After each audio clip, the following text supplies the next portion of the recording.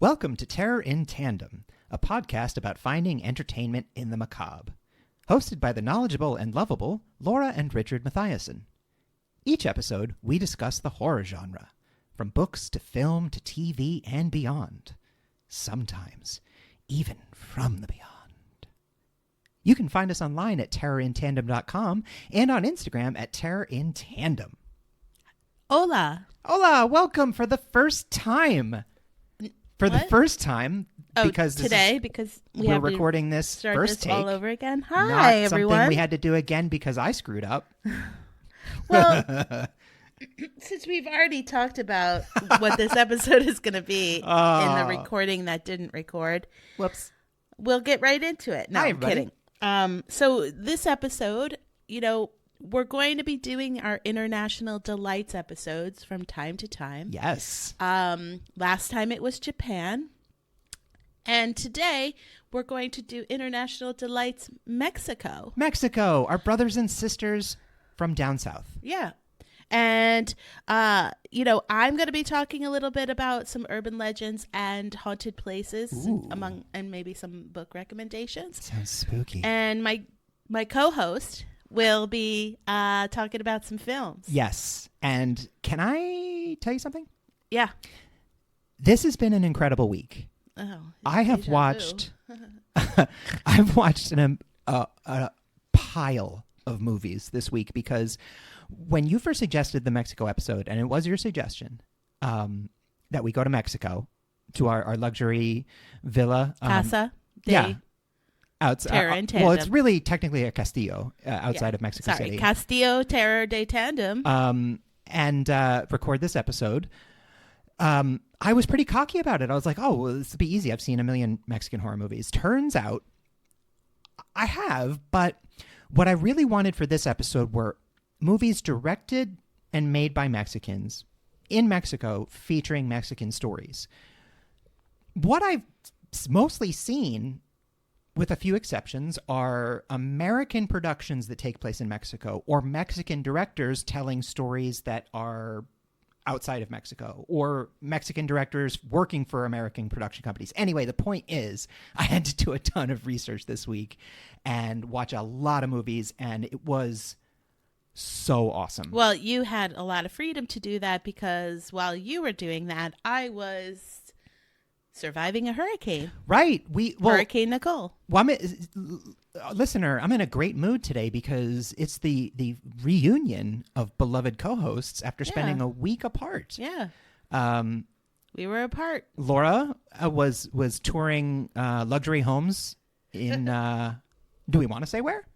Yeah, in Florida, where the hurricane was. Yes. I mean, people could probably figure that out. There was a hurricane, yes. But, back together. I was touring our castles in Liechtenstein at the time, so weather was lovely. I had no trouble. Little chilly. Did actually go to Mexico in Epcot. So there you go. Let's just get into the episode. Yay. So I'm going to start out with some urban legends. I'd really like to hear them. Some of these will be familiar, some may not. All right. So the first one, which I think is pretty familiar, is La Llorona. La Llorona. It's actually inherited from a Latin American folklore story. And the story of La Llorona, a.k.a. the Weeping Woman, it differs depending who tells it. So a lot of times stories differ because of the storyteller. But most of the key points remain. So a long time ago, a woman named Maria had 2 children. And after catching her husband with another woman, oops, that's one track that the story takes. It wasn't or as a response to being abandoned by him. So it depends on who tells the story. So it could be she caught her husband cheating, or he left her. La Llorona come and caught me. In a fit of rage, she drowns her children. Then she immediately realizes what she's done, which is drown her children. Yes, and kills her children. She calls out for them, and she's so grief stricken that she drowns herself. But her spirit is still trapped. Yeah, and she's endlessly searching for her children all along different water fronts. Wow. So this basically turns into she can't find her children, and then she'll grab any children she can. Yeah. Usually around water. It's always, I love it because La Llorona is one of the most long-lasting and culturally ubiquitous Latin American and Mexican myths. It's been made into a movie dozens of times as early as the 1930s in Mexico.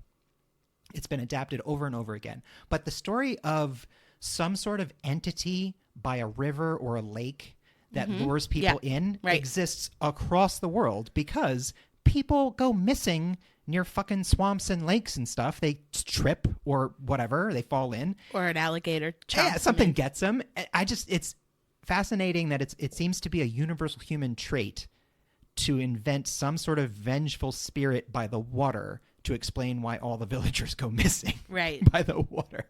Like, oh, why did the town drunk go missing in the middle of the night near the lake? It must have been La Llorona. Yeah. Absolutely. Yeah. Well, it's a way to explain. El borracho. Which these all are, Yeah, no, I love it. And it's the image of La Llorona is usually a woman in like a white dress, nightgown, so it at night it always cuts a really scary silhouette. Yeah. It's very cool. Like what you would think of a grieving woman. Yeah. Now, this is a bit of a tangent. It came out a couple years ago. It's a Guatemalan film called La Llorona. If you're looking for, in my opinion, the best movie to use that story as a storytelling device, it's that one. La Llorona. It's from Guatemala. It came out, I think, 3 or 4 years ago.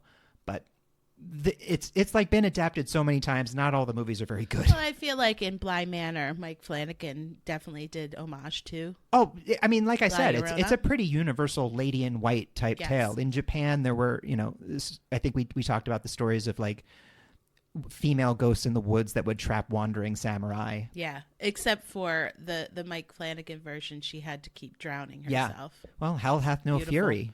It was so sad. Yeah. It's as ancient as Medea, in ancient Greece. There's always the story of the vengeful woman. Better watch out. Yeah, I tried. Hey, whoa, put it down. The next is Chupacabra. Oh, yes. Which, can I say what it literally translates to? To suck. Goat sucker. Goat sucker. Yeah. What's up, goat sucker? Chupar is to suck and cabra is goat. And it's so AKA goat sucker. It's Spanish. That's Spanish. Yeah. Which I mean, cabron really literally means ass. Right. So a lot of, contemporary Mexicans have sworn they've seen this animal for themselves. It's sort of the southern, like the south of the border equivalent of Bigfoot. Or like the Jersey Devil. Yeah. Descriptions vary. It's often, like a large dog-like hairless dog. Like smaller than a human, but larger than a pet. Yeah. It's also been described to have lizard-like spines down its back. Gross. And so every account of the Chupacabra, it's basically a vampire animal. Yeah. And it's said to suck the blood of livestock. And particularly babies. Goat blood.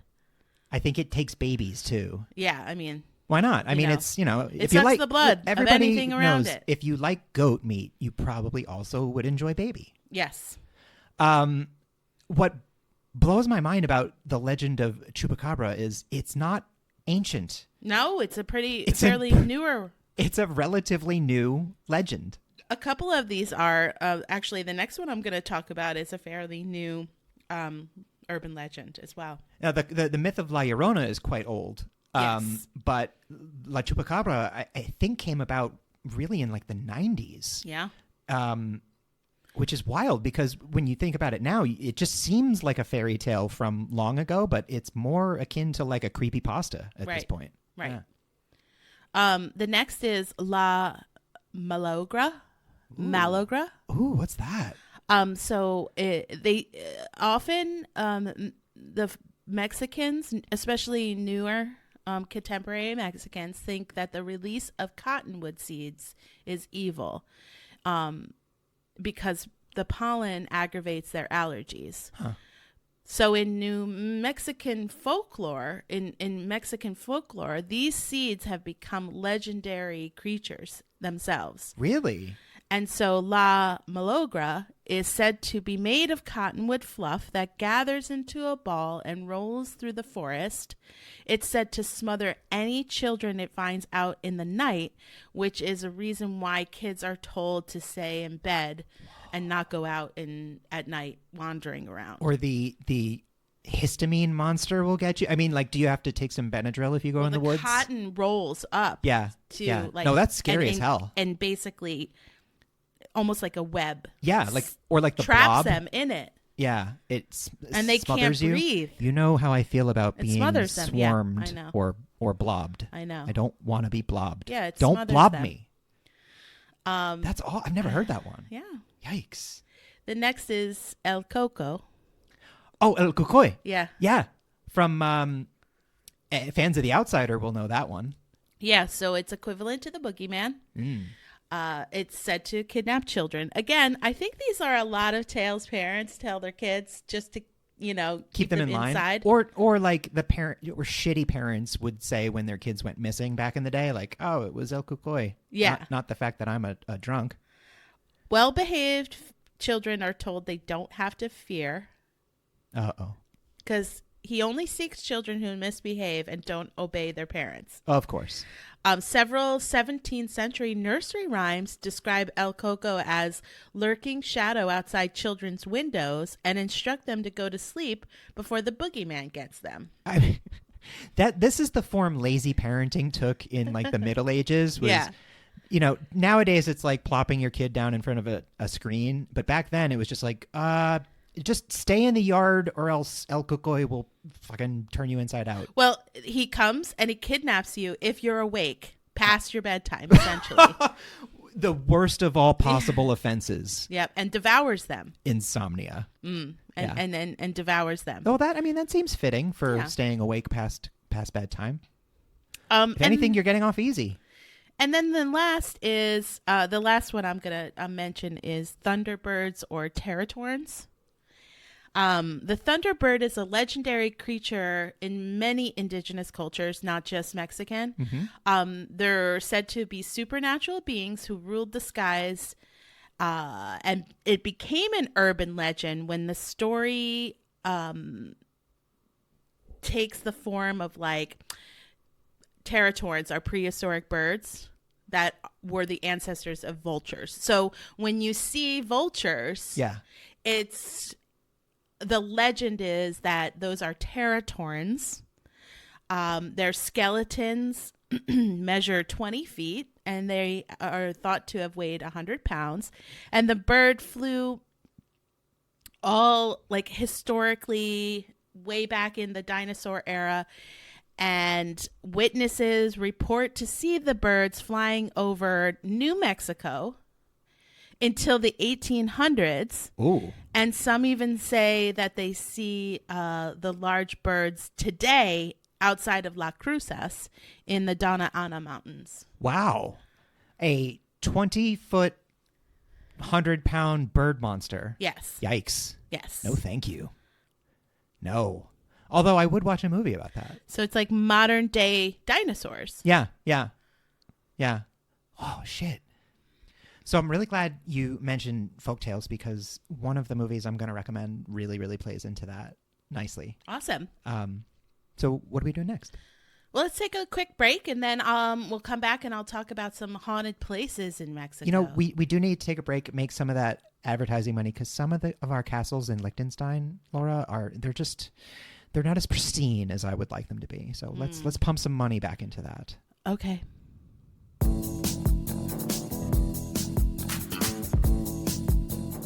Friends, do you ever leave the bathroom with that not-so-fresh feeling, no matter how many times you've wiped?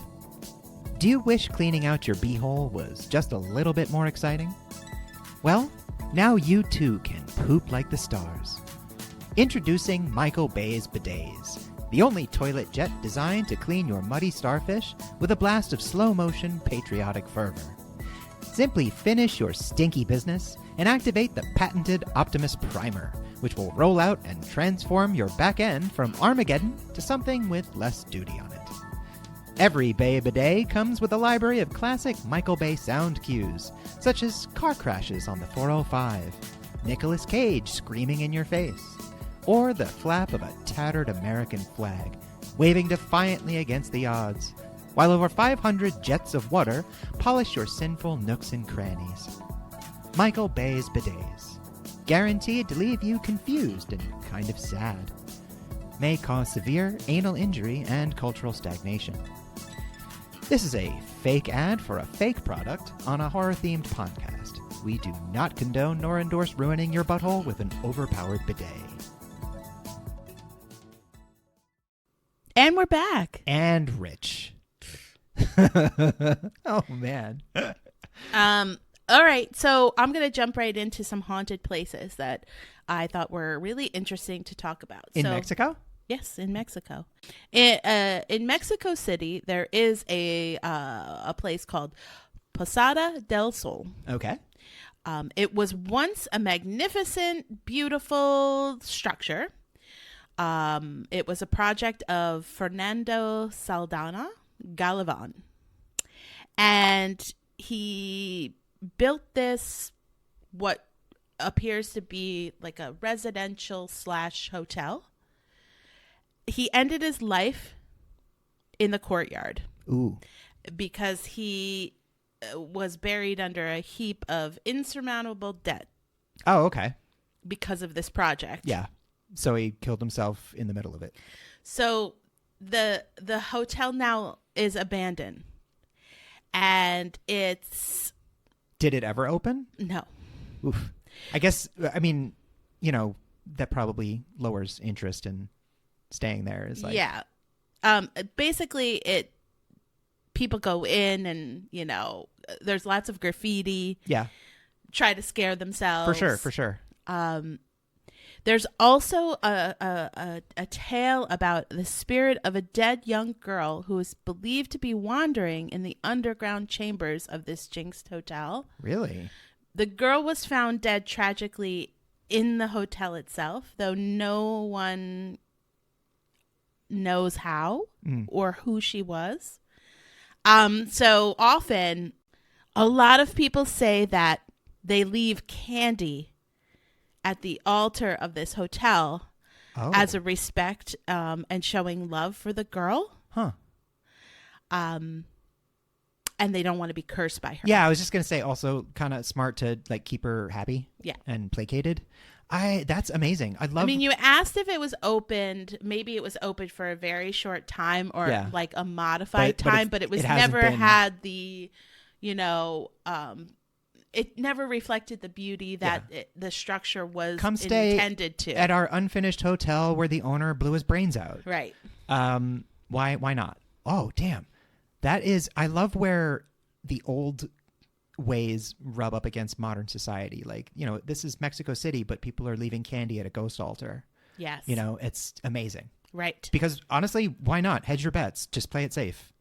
You know, you got other shit to worry about. You don't need a vengeful ghost to add to the list. Drop a fucking Mars bar off on your way to work. Yeah, or, you know, some hard candies. Oh, no. Then if you want to invite the curse, I guess you could leave licorice. Ugh. The next is Panteon de Belén. At the center of Guadalajara is a cemetery called the Belén Cemetery. Uh-huh. As per the urban legend, a vampire was killed by local vigilantes. Oh. Driving a stake gun through its heart.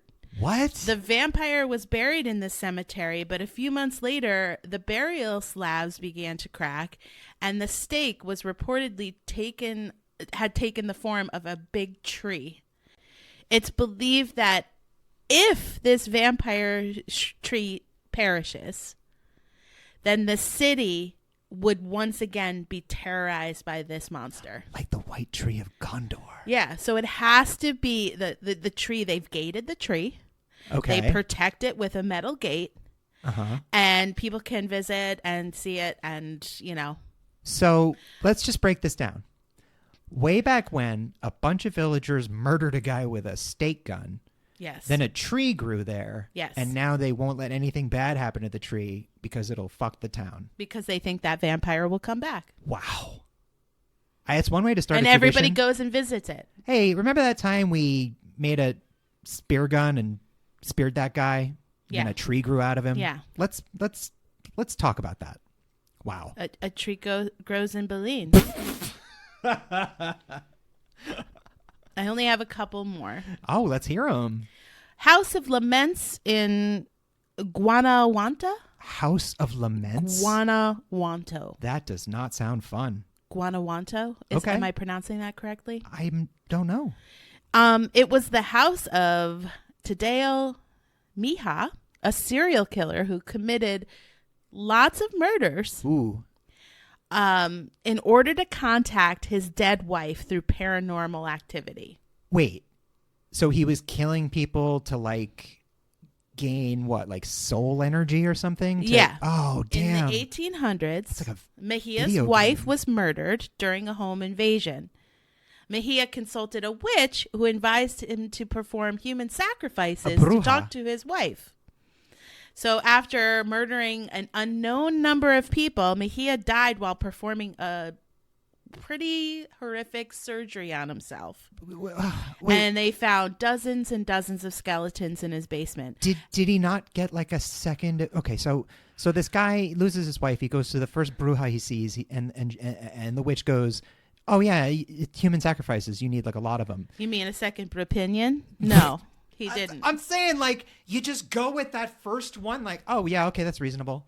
You So- don't seek out a second psychic that maybe like, I don't know. Here's a crystal. Yeah, well, now his house is a museum, and visitors can hear mysterious sounds and report like ghost sightings. Oh shit. Yeah.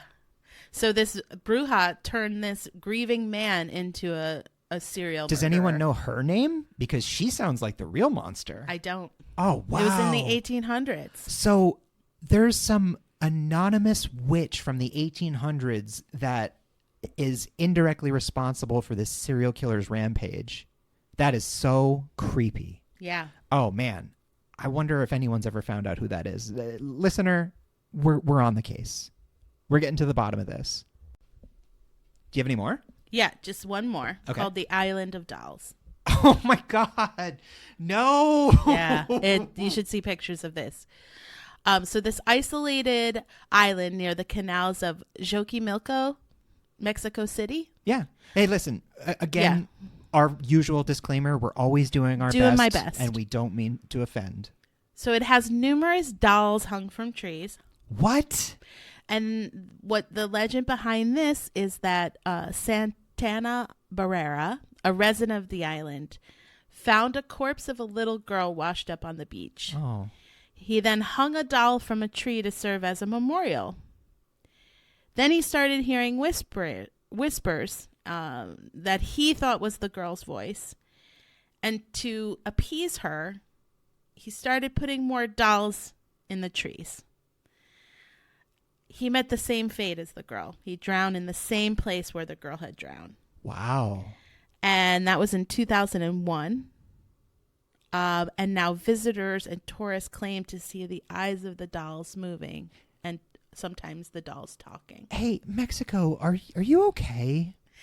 You should look up the Island of Dolls. I'm going picture. to look up. I'm booking a fucking trip there.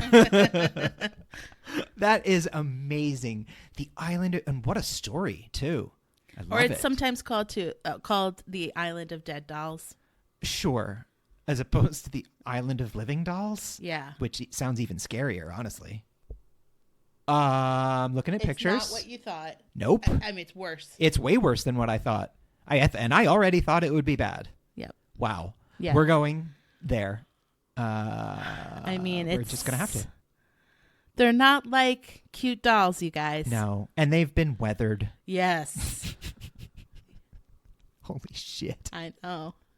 What a tradition. Mm-hmm. All right, cool. So those are some of the what I thought were like some really interesting urban legends. So as you talk about the films and as I mentioned some of these books, you'll start to see some of these urban legends influence some Absolutely. of the tales that Absolutely.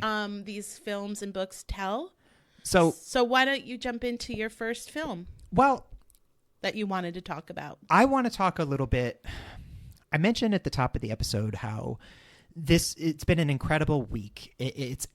Because I've been gone. No. Because and you've been here alone. No. Rude.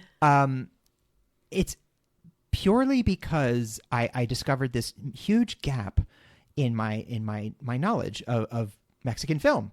So I did my research, watched a bunch of movies, and noticed something that really bothers me.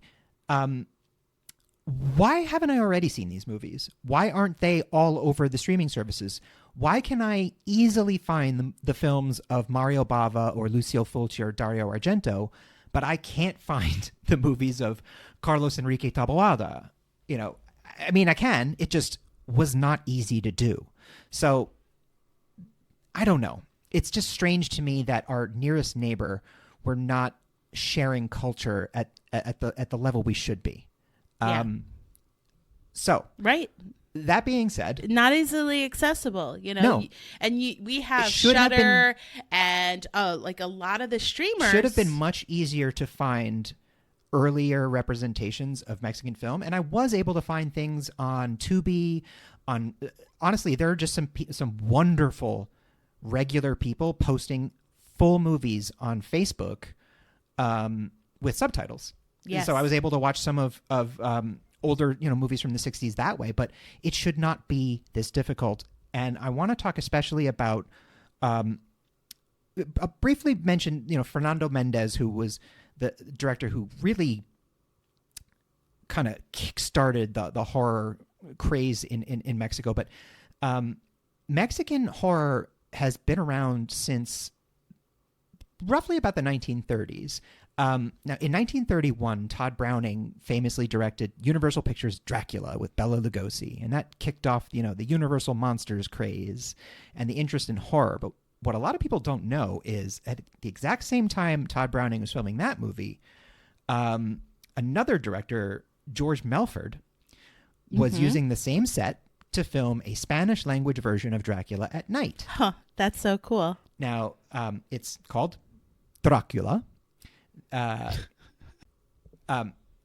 It came out in 1931, and it is considered by many to be the superior version. It's about 30 minutes longer. It greatly expands the story. I'm putting it in my sort of honorable mentions list because it's an American production, and the cast was from all over the place. There were Spanish actors, Latin American actors. The most well-known Mexican actor was probably Eduard Rosamena, who played Dr. Van Helsing. But it was done by a largely Mexican crew, filming in the middle of the night on the sets that were being used. So they had to be very careful. They couldn't mess with anything. They had to, clean up so that the day crew could film the American version. They premiered this film in Cuba. This is obviously pre-revolutionary Cuba. Mm-hmm. This was a smash hit, international sensation. And at the time, Mexico was starting to build up its nascent film industry. So they made a couple of similar horror movies, but then they really, really moved away from horror. And the film industry was government subsidized, so it was at the time a very conservative and authoritarian government. So they moved away from that until the 50s, when they started making horror movies again, around the time that Hammer horror was revitalizing the genre in England. So I want to talk specifically about the one of the Mexican godfathers of horror, and that is Carlos Enrique Taboada. Now, Taboada is hugely influential on the current generation of Mexican filmmakers, specifically Guillermo del Toro cites him as one of his greatest influences. It's not easy to find this guy's movies. I was able to find 1968's Even the Wind is Afraid, which is a great title. That's on Tubi. Now, his movies... Shout out to Tubi. Yeah. The other movie of his that I watched that I actually liked even more was The Book of Stone. It came out in 1969. That one I found on YouTube just by searching. So sometimes people will post full movies. And when you turn the closed captions on, you can read the subtitles. Just a tip for you. So, Taboada Just a tip for you. is very much, in my opinion, the Mexican Mario Bava. His films are gothic and lavish, very colorful, beautiful use of color. They're a bit dreamlike. One interesting thing I noticed, I only watched a couple of this guy's movies. They don't feature a lot of indigenous representation, if any. The cast is largely white, European features, like very little indigenous representation, which I'll get into in some other recommendations. But it blows my mind how difficult it was for me to find these movies because they are legitimately wonderful films. The Book of Stone is the one I want to talk about a little bit. It's El Libro de Piedra. It's basically it's a little bit like The Innocents, where there's a governess who comes to take care of this creepy little girl in a mansion in the countryside. And in the garden is a statue of a little boy reading a stone book. And there's a legend, and the little girl has an imaginary friend named Ugo, and that's the name of the statue, the boy. So she's a little bit of a creepy bad seed, sort of. Some weird stuff happens. The statue moves, it disappears and then appears in places. People start dying. It's very creepy. It's very gothic.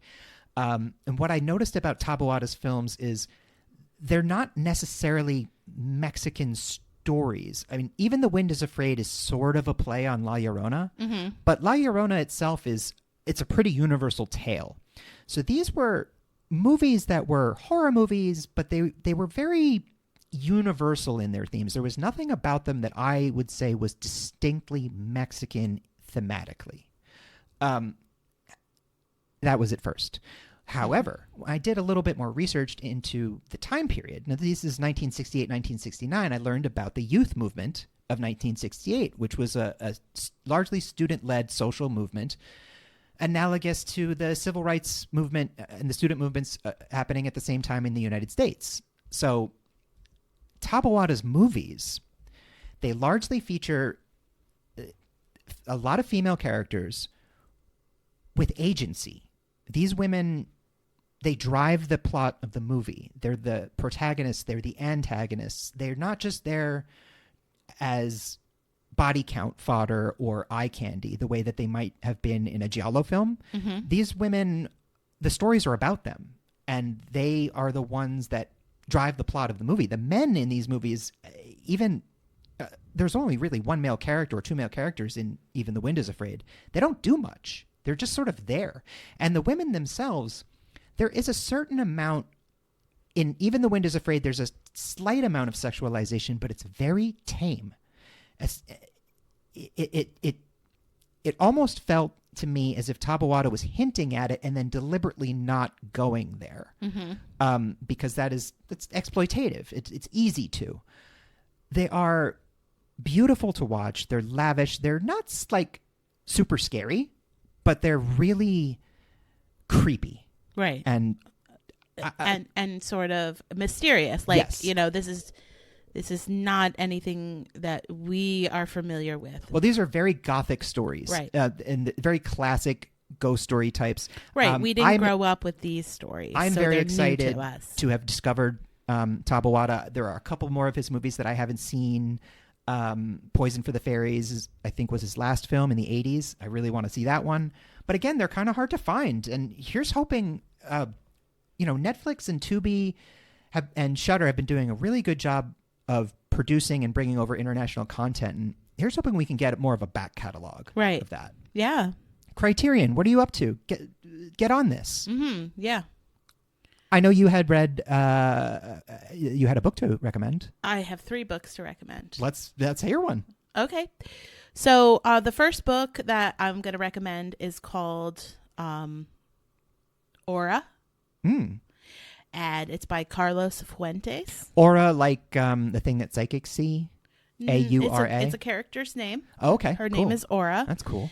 I believe this came out in 1962, I want to say. Okay. It was published in English in 1965.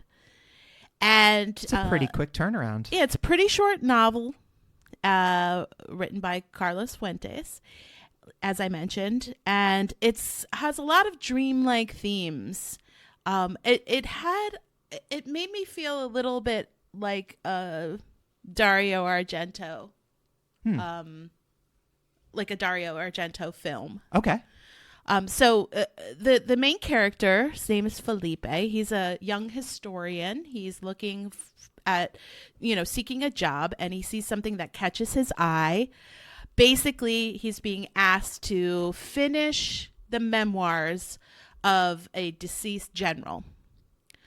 And he goes to this house for an interview, and the house is completely dark, but the door is open. And as he wanders through the house, he hears voices beckoning to him. So he goes and he finds this old woman who's expecting him. And she tells him what he wants to do: organize, finish, and publish her dead husband's journals before she dies. Okay. In comes the niece, Aura. And she's got these bright green eyes. And Felipe is so mesmerized by her that he thinks about her as he sleeps, when he wakes up. As the story unfolds and he begins writing these journals, his obsession with Aura becomes even more intense. At one point, he goes into her room and gets into bed with her and holds her. Oh, no.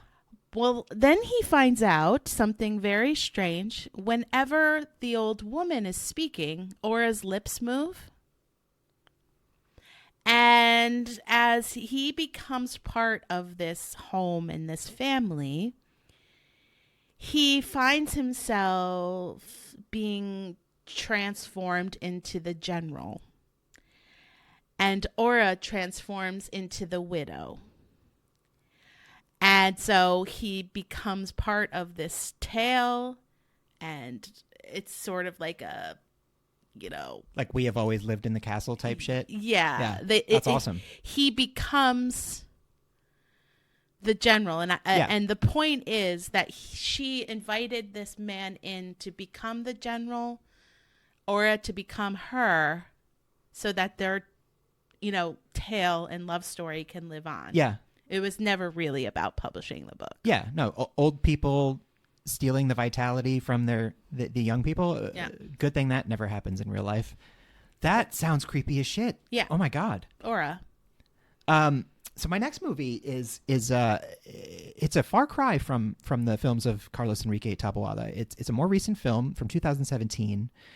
It is Tigers Are Not Afraid, directed by Issa Lopez. Now, you might have heard of this one. It played the festivals, made a big splash. It is on Shudder, and it's really fantastic. Trigger warning: it's not an easy watch. It features some child violence, violence against children, and it's pretty gritty. So, essentially, this is the one I was thinking of when you were talking about Mexican folklore, because this is a film of fantastical realism. It's a real blending of reality and fantasy. It stars a cast of children who are not actors. Issa Lopez purposefully cast non-actors and had them coached on set. And it gives a very natural feel. Also, the kids are great, especially the young girl who plays the main character, Estrella, a young girl named Paula Lara. So Estrella, at the beginning of the movie, she's living alone. Her mother is missing. She lives in a neighborhood in Mexico City that has been devastated by the local cartel and a corrupt politician. Yeah. So one of the earliest scenes in the movie, there are gunshots while she's at school. And, she's hiding under the desk, and everyone is very afraid. It's really hard to watch. But her teacher, in an effort to calm Estrella down, gives her 3 pieces of chalk and says, "Here, these are 3 wishes. You can wish for whatever you want." So when Estrella gets home, she wishes... It's never a good thing. Well, I'm just going to say that. She discovers that very lesson the hard way by wishing for her mother to return. And her mother does return. But her mother is already dead. So Estrella leaves home and she meets up with Shine, who is an orphan child whose parents were also taken by the cartels. And he's the leader of this group of other homeless kids. And they wander the streets and, just try to survive. Yeah. But Estrella, on her way home and after making that wish, she is followed by the voice of her mother, who is asking for, revenge. And basically, it's a sad movie. It sounds very heartbreaking. It takes place in Mexico City, which is one of the most populous cities on earth, and yet the way Issa Lopez films it reminded me a little bit of 28 Days Later, like London being empty. Right. It's like a ghost town. The cartel has ravaged this place. There are no parents left. It's just a bunch of children on the streets, sort of Lord of the Flies style. Mm-hmm. It also notably stars Tena Huerta, who is in Wakanda Forever right now as Namor, but this was a few years ago. He's the chief bad guy, and he's really scary in this movie. He doesn't have a lot of screen time, but he just has this dead look on his face throughout the movie, and the things he does, and the dispassion with which he does these things. It's a mix of fantasy. You don't really know the point at which Estrella's fantasies are actually the supernatural and vice versa, but then it does sort of clarify a bit towards the end. It's a beautiful movie. It's very melancholy. It's sad, but if you're a fan of it, and I certainly was, Issa Lopez has a bright future. She has been hired to direct the 4th season of True Detective with Jodie Foster. I can't wait for that. Guillermo del Toro was a huge fan of Tigers Are Not Afraid, and I guess has taken quite an interest, and they're working on some projects together. But this movie is a chief difference between this movie and the films of Taboada from the 60s is this movie is a much more diverse representation of Mexico, in that there are characters in it that are lighter skinned, and there are characters in it that are much more indigenous. And Tena Huerta, has been very open about his indigenous roots in promoting Wakanda Forever. Mm-hmm. It's more representative of the diaspora of Mexico, of the actual people that live there. Whereas Taboada's movies, they usually featured aristocratic families. Mm-hmm. Even The Wind is Afraid took place at a prep school for girls. The Book of Stone took place in a mansion, in the countryside. So this is the antithesis. This is street level homeless kids, and it's another example of the use of horror to kind of process the trauma and grief of real life events. Right. So Tigers Are Not Afraid. Really, it's a beautiful. It is scary. It's a legit horror movie, but I don't think there's anything in this movie that is scarier than the actual reality of street violence and the cartels and whatnot. So absolutely. It's a really great way to reflect and meditate on that in a creative way. That's amazing. My next book recommendation is a collection of short stories. Okay. Called Her Body and Other Parties, and it's by Carmen Maria Machado, and it was published in 2017. Okay. And it's got a lot of, I believe there are 8 or 9 short stories, and a lot of these may have some surface level horror to them, but much like the film that you just described, it's more about what damage women do to themselves or pressures. Interesting. Yeah, that's very much like Taboada's movies, because the inciting incident in his movies for shit to go wrong is essentially someone trying to force a woman into a role they don't fit into. Yeah, or you're forcing yourself into a situation that is self-destructive. So, one of them, I'm going to talk about 3 different of the short stories. Awesome. One is called The Husband Stitch. And so the narrator of each of these stories is rarely named.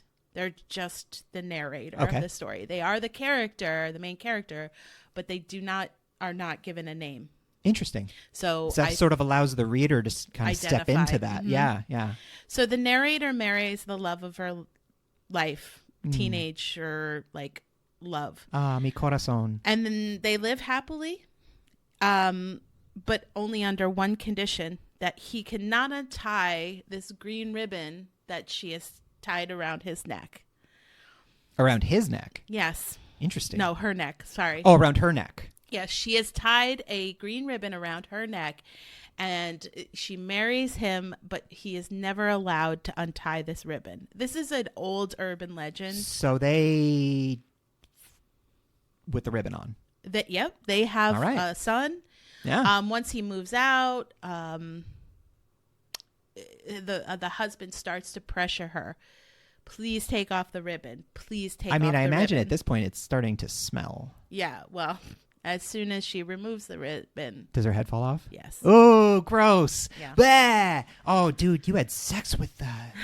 You had a kid with that. Yeah. Headless.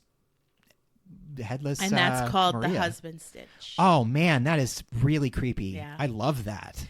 The other one I want to mention is called 8. By the way, when are you going to take that scarf off? Never. We agreed. I really feel like you should. 8 bites. So the narrator, again, encouraged by her sisters, gets a gastro bypass surgery because she wants to be slim and beautiful. And so she gets what she wants, but also she starts to realize the ghost of her old body still lives in the house. That's with fascinating. Her. And she lives with the ghost until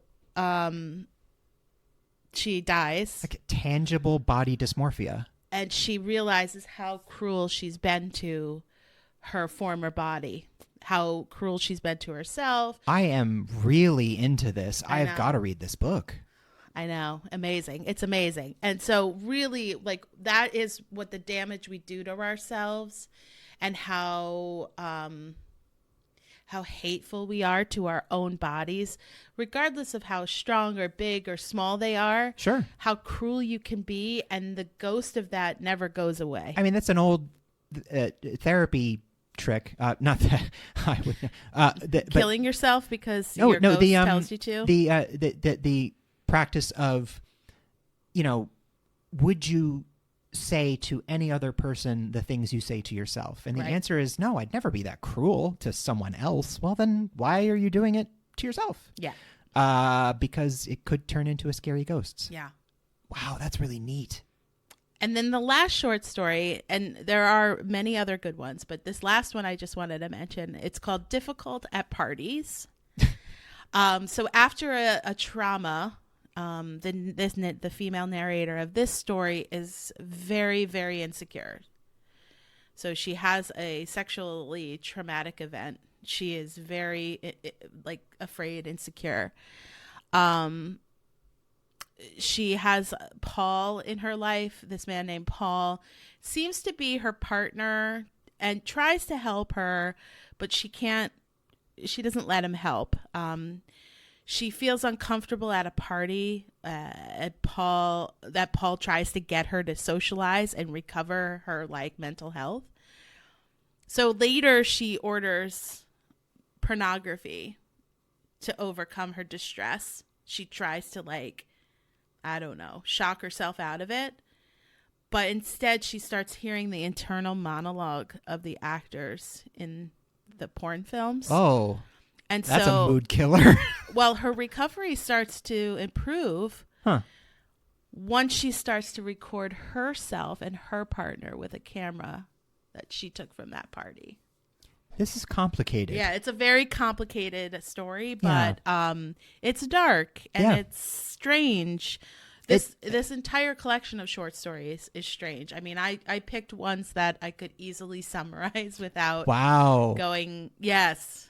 So it gets weirder from there. Oh, yeah. That's great. There's one called Real Women Have Bodies, and essentially this sexual relationship between a designer and a girl working at a fashion store is the only thing giving life to these faded women. There's like a pandemic almost of women. Women get infected and they begin to fade, like their physical bodies begin to fade. Like the picture from Back to the Future. They're kept in like a hotel room, and these dresses by the designers they're sewn into it, and so the sex of these two women is the only thing that helps these women like stay alive. Wow. Yeah. Wow. Okay.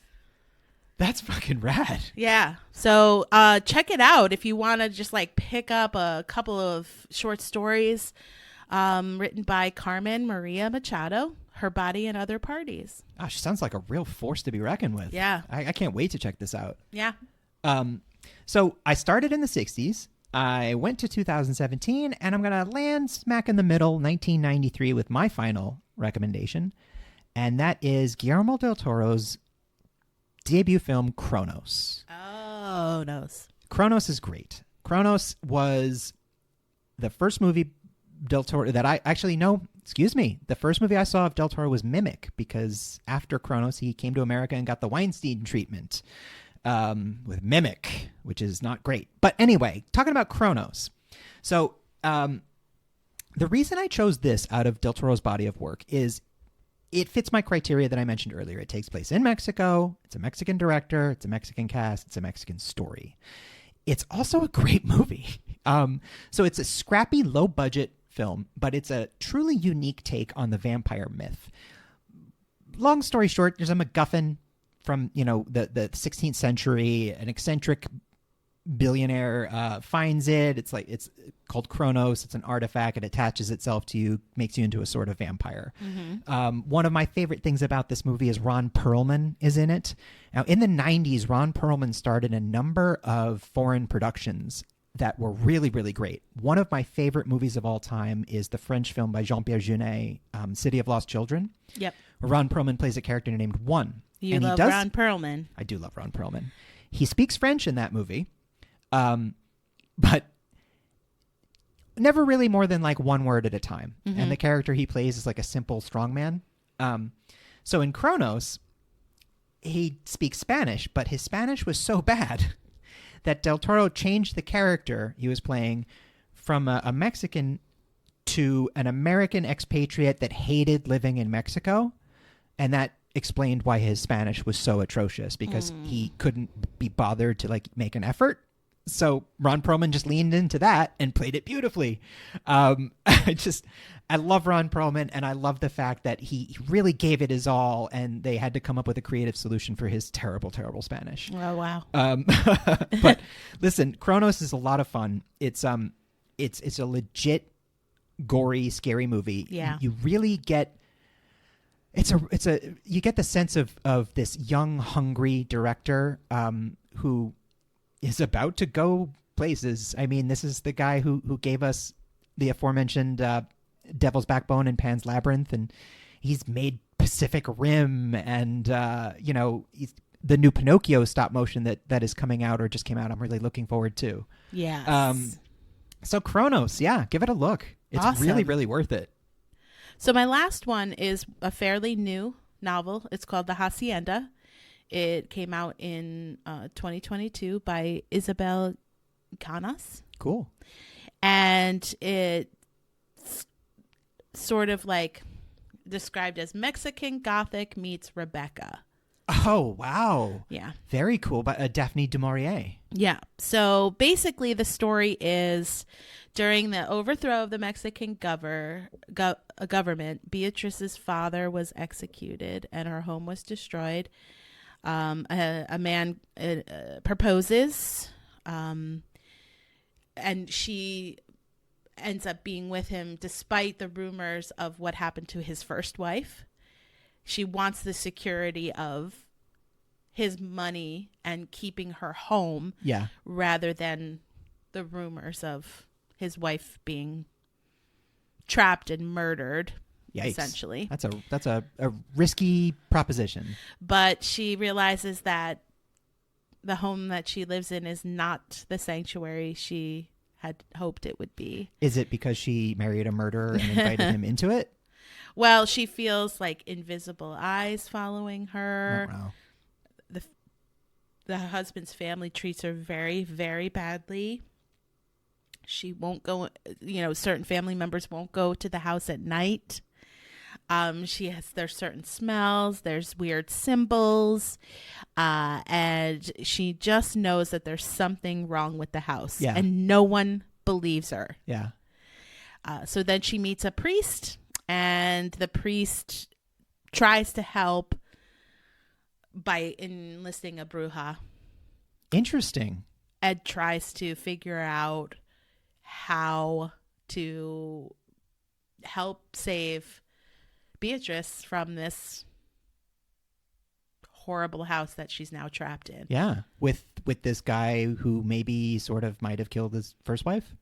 And it could be, Yeah. like as a result of the darkness there might be as a result of what he's done. Oh, right. Manifested from his actions. Correct. As we've learned from some of the Mexican folklore, we talked about killing, dying people in homes and locations can inhabit those homes and locations. For sure. Yeah. So it's a pretty new book. I mean, it just came out this past May. That sounds really good. Check it out. The Hacienda. So, like our last international episode, it's really hard to boil things down, into an hour or so. I feel like I could do a dozen of these. I've barely scratched the surface with the Mexican horror film industry. I've also learned so much in my research. I just want to rattle off a couple of quick recommendations. There's a movie from 2012 called Here Comes the Devil that I really, really enjoyed. It's low budget, creepy. It's a little taboo. It's kind of fucked up, but I got a kick out of it. I thought it was pretty effective. There's We Are What We Are, which is a cannibal film from 2010. Actually has a pretty decent American remake as well. And a shout out to From Dusk Till Dawn. It's an American production, but it was, of course, the real breakout for Robert Rodriguez, the guerrilla filmmaker extraordinaire from Mexico. From Dusk Till Dawn from 1995 is just a splatterfest good ride. It's got Danny Trejo, Cheech Marin, and Salma Hayek. It takes place in Mexico. It's a very Mexican sensibilities, that real like kind of border town cowboy mixed with vampire outlaw. It's bombastic. It's hilarious. It's really over the top gory. Not technically a Mexican movie, which is why it's on my honorable mentions list, but it's really, really worth a watch. And I want to just mention another book that came out in 2021 called Mexican Gothic. It was pretty popular by Silvia Moreno Garcia.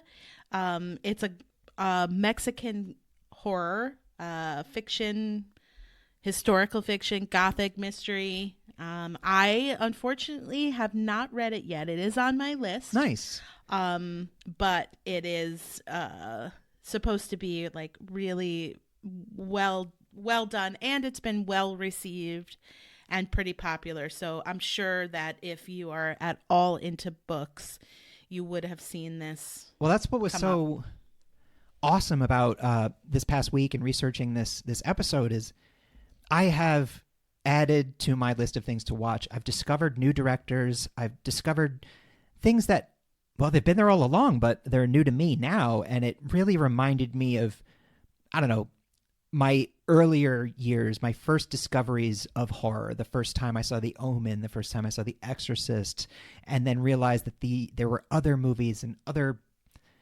countries making movies. And it just, no matter how many you watch, the horizon keeps expanding, and it's just so great. Absolutely.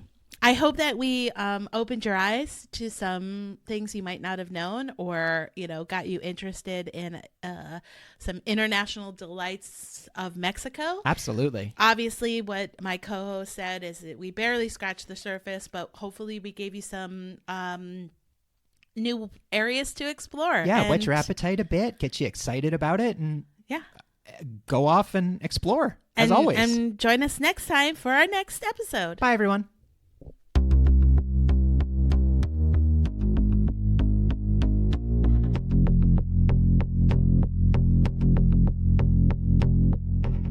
Terror in Tandem is written, produced, and recorded by Laura and Richard Mathiasen, and edited and mixed by Richard Mathiasen. Our theme was written and performed by Carrie Denver, and all other music was written and performed by David Hispanic. All opinions expressed on this podcast are our own and should be taken as such. Thanks for listening, and please remember to give us a like, a review, and subscribe wherever you get your podcasts. See you next time. We're sad.